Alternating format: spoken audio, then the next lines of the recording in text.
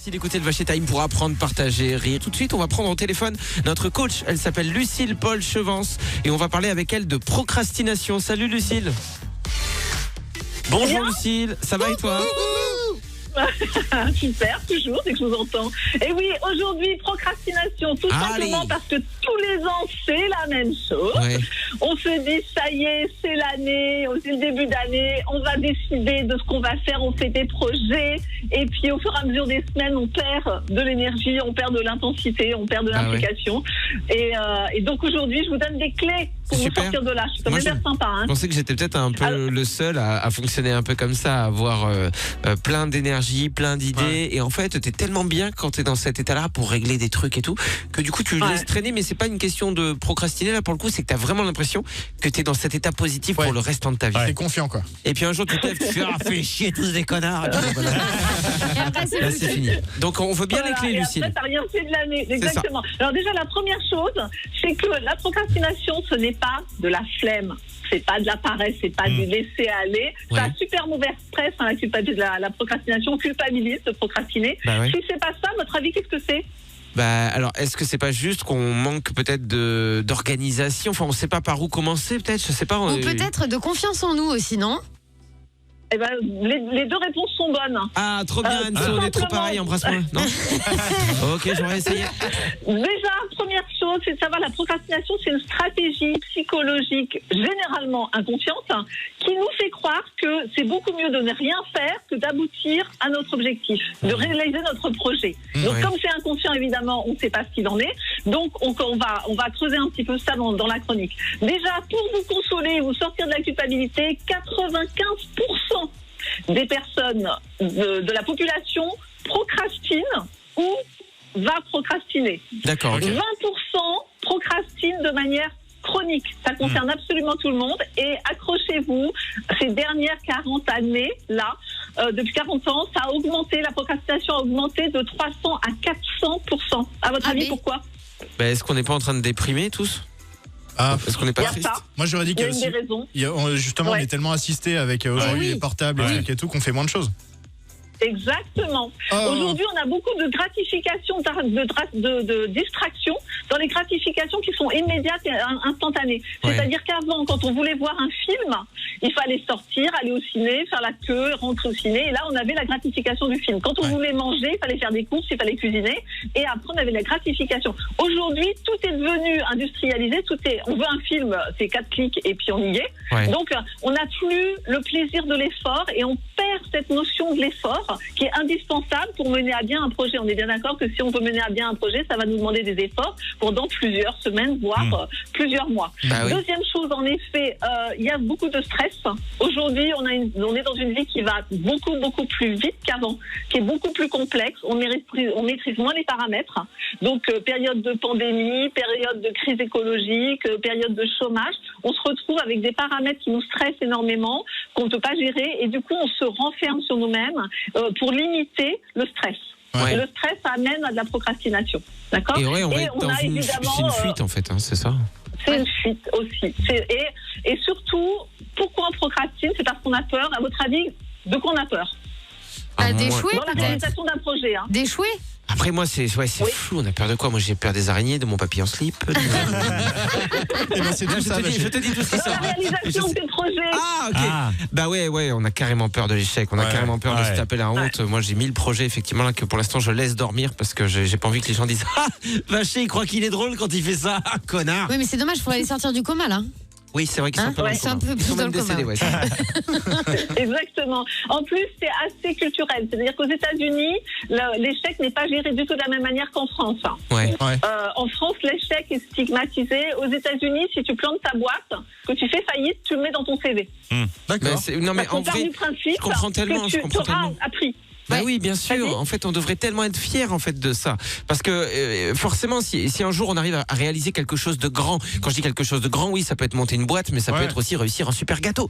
En fait, pour y arriver avant, forcément, on se sera planté, on aura mis trop de sel, pas dans la boîte, dans le gâteau. Parce que mon exemple ne marche plus. Et d'ailleurs, on met pas du sel dans les gâteaux. Vous l'avez compris, je ne suis pas pâtissier et pas non plus chef d'entreprise. Mais en fait, c'est marrant que tu parles de ça, Lucille. J'y pensais vraiment là très récemment. Je me disais, arrête de avoir peur de l'échec, plus tu vas te planter, plus ça veut dire que la fois d'après tu feras bien. Tu veux une bonne nouvelle? Bah ouais, ce serait pas mal. Ouais, et ben je vais te faire une chronique express que sur l'échec. Ah, ça c'est pas mal, ça va me concerner. bonne idée. Express, tellement c'est un sujet moi qui me touche beaucoup parce qu'en coaching évidemment j'aide les gens à dépasser leur peur de l'échec. Donc c'est assez contextuel. Deuxième peur du changement. N'oubliez pas que votre vie elle est conditionnée beaucoup par votre cerveau reptilien qui nous vient de la préhistoire. Au temps de la préhistoire, le changement ça pouvait être sentence de mort. D'accord. C'est-à-dire que si on changeait de caverne et qu'on retrouvait une autre caverne, peut-être que dedans, il y allait avoir un tigre à dents de sabre qui allait vous attendre. Donc, ça n'allait pas bien se passer pour vous. Donc, on a vraiment la peur du changement, c'est intrinsèque, c'est vraiment à l'intérieur de nous. Et une peur qui est moins connue, c'est la peur du succès. Oui, ça m'étonne pas. Oui.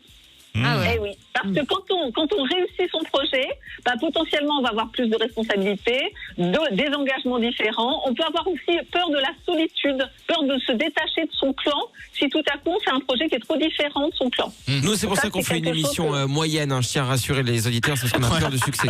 C'est pas qu'on n'a pas les outils. En tout cas Lucille, tu vas nous donner les clés justement pour qu'on aille à bout de cette procrastination. Alors Lucille, comment qu'on fait? Oui, même le nom il est désagréable à dire. Donc, bon, on est bien d'accord que là, avec ce que je vous ai dit précédemment, vous ne culpabilisez plus de procrastiner. Non, ça nous touche tous, c'est cool. Maintenant, les clés. C'est super. Il y a toute une stratégie à mettre en place pour se sortir de la procrastination. Déjà, première chose, c'est faire un constat de ce qui se passe, prendre la responsabilité de sa situation.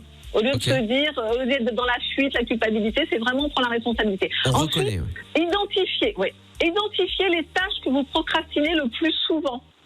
D'accord. Est-ce que c'est perso, familial, est-ce que c'est le sport, sur quoi? D'accord.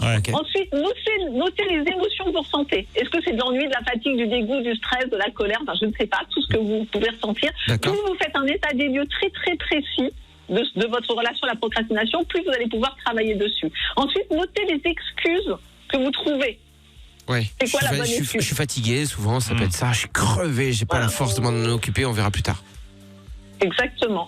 Qu'est-ce qu'il y a d'autre? Fixer des objectifs spécifiques, mesurables, atteignables, réalistes et basés sur des valeurs, sur quelque chose qui vous fait du bien et pas quelque chose que vous devez faire. Prévoyez des projets qui dépendent de vous et non pas des autres. Vous allez avancer beaucoup plus facilement et planifier dans le temps. Les 3/4 des gens qui font des projets débarquent en disant oui, alors j'ai envie de faire ça. Ils n'ont aucune idée de où ils seront dans 3 mois, dans 4 mois, dans 6 mois. Moi, c'est un sujet que je traite beaucoup à la procrastination dans mes sessions parce qu'à partir du moment où on choisit de travailler avec un ou une coach, on se met au pied du mur. On décide qu'on veut aller plus vite, qu'on veut savoir ce qui se passe, pourquoi, ce qui ne marche pas, ce qui fonctionne, nos points forts, nos points de progrès. Donc du coup, j'ai très très souvent des personnes qui vont avoir toutes les bonnes raisons du monde de ne pas faire ce que je leur propose. Et là, quand je repère ça, je dis ok, il y a procrastination, donc il y a peur. Donc quelles sont les peurs? On identifie et on avance, d'accord?